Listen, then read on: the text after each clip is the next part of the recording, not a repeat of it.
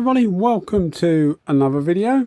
So today we're having a look at the Sagola Classic Pro XD, and that's with an EPA cap number 21. They call it 21. They actually make a 25, 26 and 28 cap, which is for the larger tip sizes. They also make a HVLP version as well, but this is the standard EPA as they call it, so it doesn't use loads and loads of air. Now I got this gun probably about a year ago, maybe a little bit more. I did do an unboxing video, so I'll put a link in the description to the unboxing video, because I did physically compare it against the 3300, the GTO 3300 Sagola. So as I say, I'll put a link in the description and you can see physically how much they differ. And I'm doing it as a comparison video. We're doing it against the good old vulnerable even, Devilbiss FLG5. Now both of these are 1.4, and my thinking with both of these is that they're both ideally designed to be primer guns. Although the FLG, now they've brought out a 1.3 tip, it's more universal than it was. But the Sagola is certainly sold as a primer gun. So in 1.4, you would think of it more as a wet on wet primer gun, or sealer primer gun, as people say in the US, for spraying thinner, less of a high build primer. So I don't really need that facility much, and the reason I actually got the gun was because I thought it looked quite good build quality, and also I'd like to try it for base coat and clear coat. I can try using it for primer, but that wasn't my main reason for getting it. I think some of you will know, if you've watched the channel before, I've mentioned a couple of times our family's lucky enough to have a place in Spain, so I can go over there every now and again, and we spend a little bit of time there. I did a video actually on a 3300 that I used over there, so I'll put a link in the description as well of that if you want to see that. But what it means is that I have access to some Sagola spray guns at very, very good prices. Compared to the UK, the prices in Spain, where incidentally these things are made, is much, much cheaper. So you end up with something like this. I actually paid about 102 euros, which works out at the time was about 85 GB pounds. So what's that, about 115 US dollars for one of these, brand new, obviously in a box. Well, you've seen the unboxing video if you look, but yeah, obviously in a box, etc. Everything there with the cup. So in my book, it's making it similar, and I say similar because the similar in price to the FLG5. Now the FLG5 in the UK now is getting up to, I think it's called the SGK 600 in the US, but it's getting up to about 120 to 125 GB pounds with one tip, which is making it probably about 35% more money than the Sagola in this video.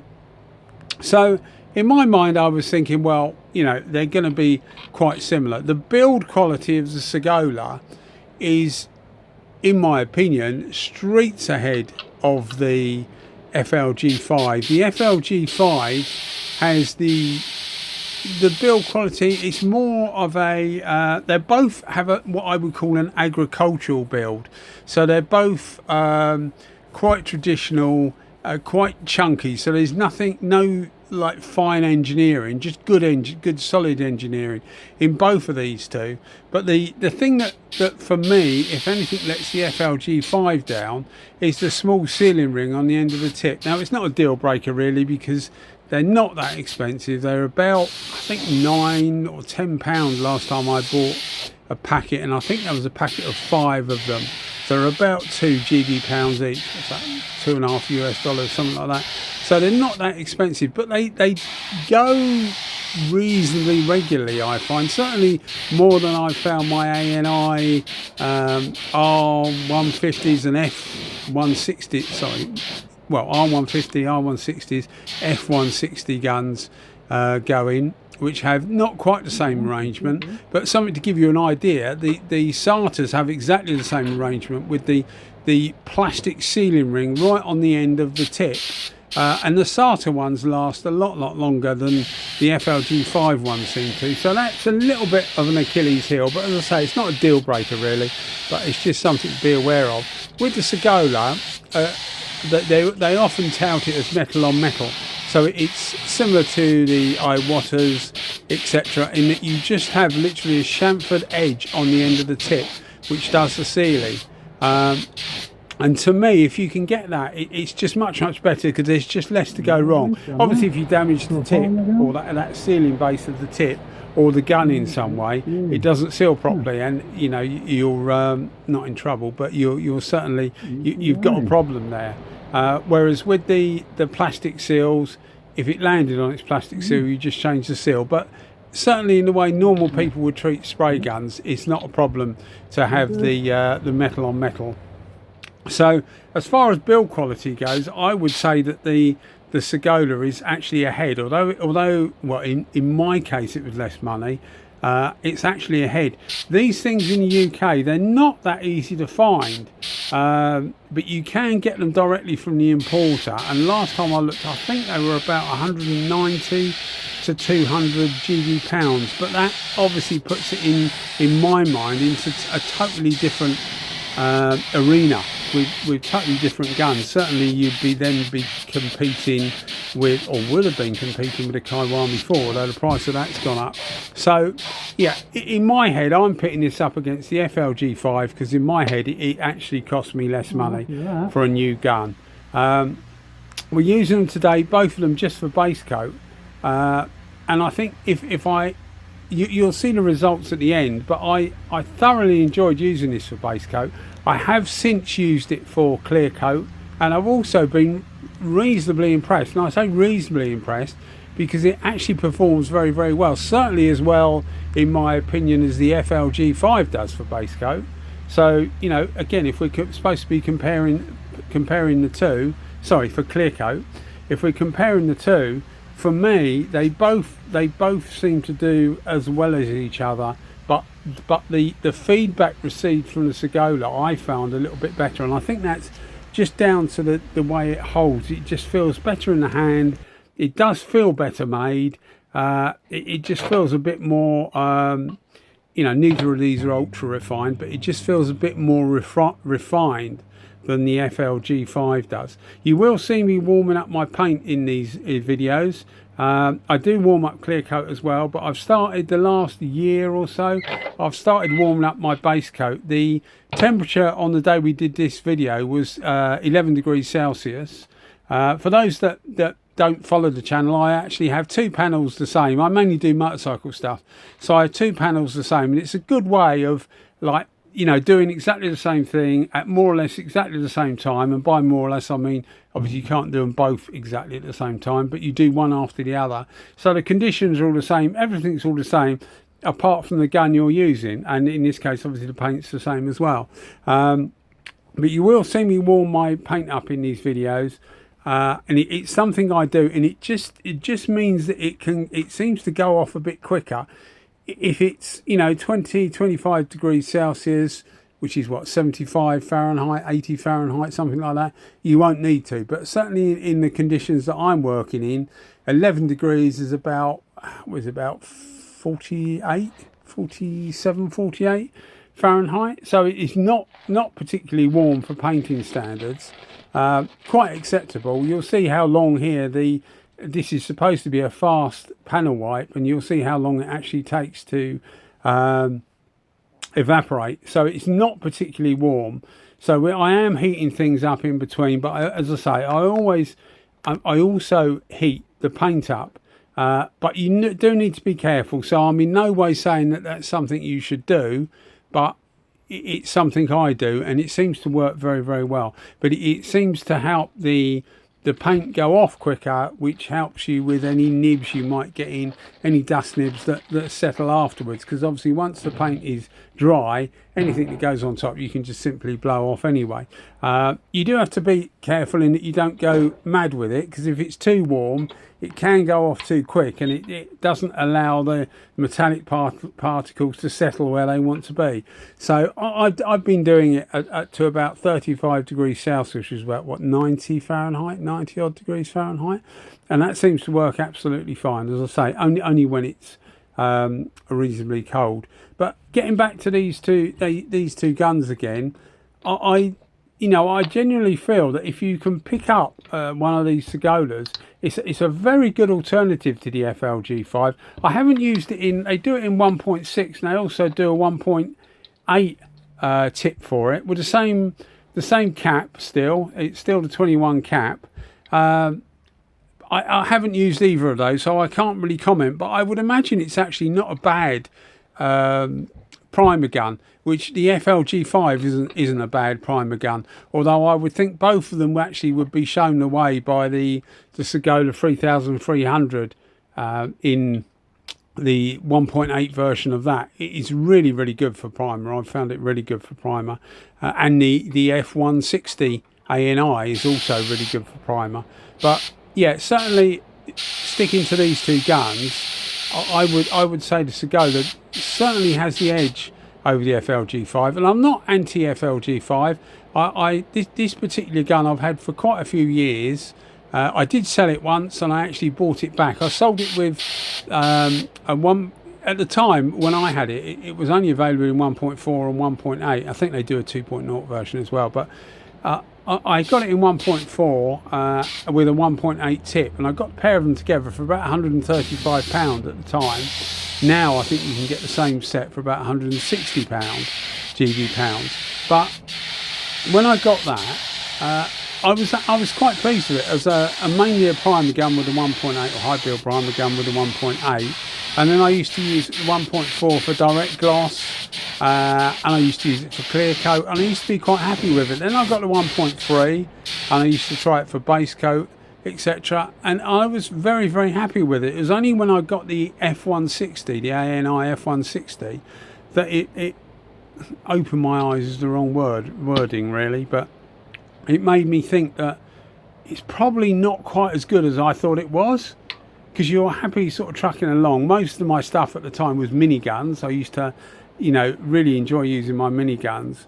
So since I've got like a bigger range of spray guns, particularly full-size spray guns, the FLG5 has slowly slipped, even bearing in mind the price range, has slowly slipped down my rankings, because there are other things about, and this is particularly the case, well, certainly if you buy it in Spain anyway, there are other things about that are, in my opinion, better and better made, and actually do the job better as well.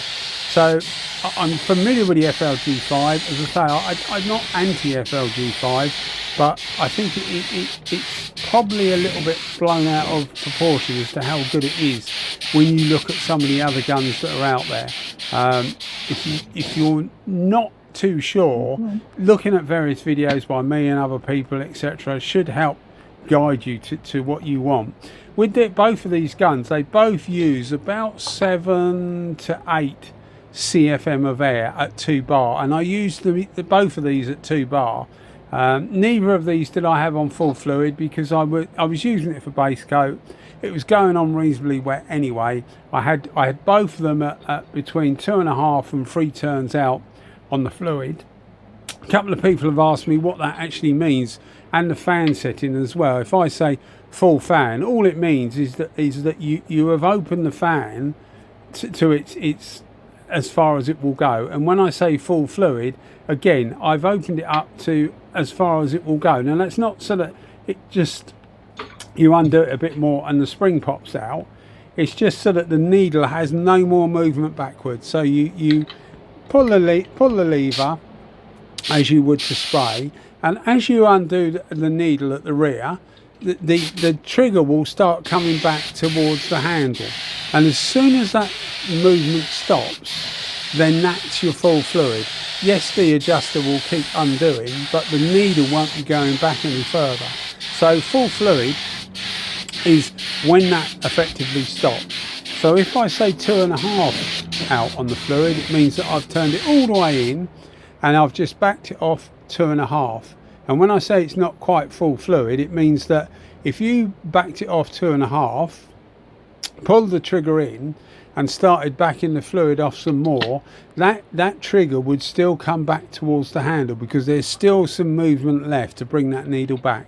So that's all I mean by full fluid, or 2.5 out or whatever. And that's, I find that a good way. I know some people do it the other way around, but I prefer to actually do it the way I just said, which is how I've always done it, really. One thing you will notice with a Sagola is, or I noticed anyway, what seems to have been, this sells for nearly half the price of the 3300 GTO. So something's got to give, and I think the thing that mainly has given here is the amount of effort and work that goes into the cap, because the cap, and again, if you look at the video, I'll put a link in the description showing the unboxing and the physical differences to the 3300.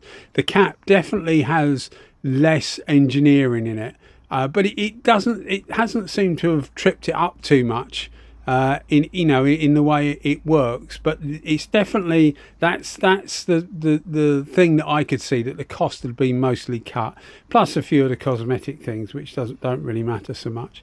But I mean, both of these guns did a really good job. As you can see, this is the FLG5, no problems. This is a very high metallic paint and it can be a bit awkward to lay, but both of these guns did it superbly well, and there's not much difference between the pattern really, but certainly if you can get the Sagola at the price I got this for, it in my book it's actually better for a general purpose gun than the FLG5. So here's the final results. This is a Sagola. The first one we're looking at is a Sagola. You would be hard pushed to find any difference between these two. There's no mottling, no tiger stripes or anything. Both of them put a nice wet pattern on if that's what you need at the time. This colour, as I say, can be a bit awkward, but both of them handled this thing really well. But you can't really split them, and when you consider, as I say, the price I paid for the Sagola, then in my book, if you can get it at the same price, you've got to be the one to go for over the FLG5. I'm very happy with the FLG5. I still keep it, I still use it occasionally, but yeah, both for base coat and clear coat, I think the Sagola, for what's supposed to be a primer gun, is actually a good all-round gun. And obviously you can use it for primer, or the thinner primer sealers anyway, because that's what it's made for. Thanks for watching as always, guys. Bye bye.